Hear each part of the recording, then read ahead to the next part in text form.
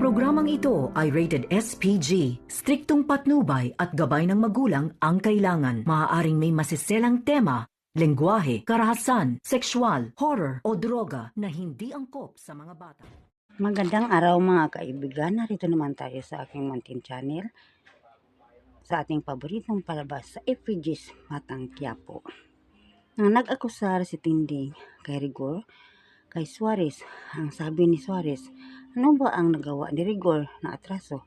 Yung si Lina, pinabuntis ni Rigor at pinatira ni Rigor sa bahay niya at pinalayas ni Rigor si Marites at ang kanyang mga anak at kami.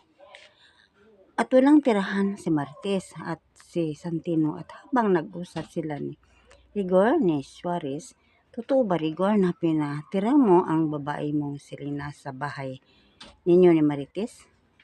Ako na ang bahala dito. Baka arestuhan ka sa bahay mo ng kasama natin. Umuwi si Rigor at sinabihan niya si Lina, umalis ka muna dito sa bahay na ito kasi mayroong ebidensya na nagbuntis ka. Ang sabi ni Lina, ayaw kong lumayas Rigor, si Marites ang paalisin mo. At sa kabilang banda naman, ang tinawagan si Marcelo ni Don Facundo, tinanong kung saan si Tanggol. Sinabihan ni Marcelo na wala dito si Tanggol. Nagalit si Don Facundo kay Marcelo kasi ang kanilang plano na kanilang project ay hindi matupad. Palpak tayo, wala tayong pera na makamit. Ayun, nang dahil ng Tanggol na yan.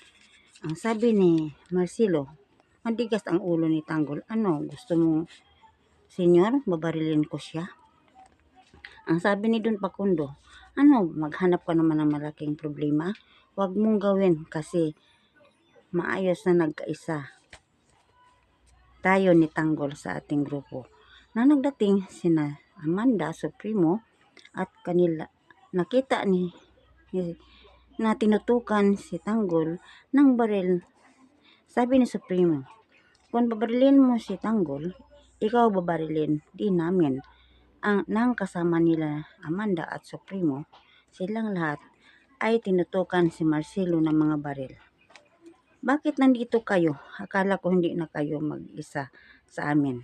Supremo, Amanda, kaya nandito kami para patuloy natin ang pagkasama. Ikaw, Marcelo at Tanggol, para malaki tayong grupo. May pwersa na tayo. At nang pagdating ni Tinding sa bahay nila ni Marites, nakita ni Tinding sa Lina, wala kang hiya, dito ka nakatira sa bahay ng anak ko. Kasalanan yun ni Marites kasi siya hindi marunong mag-alaga kay Rigor.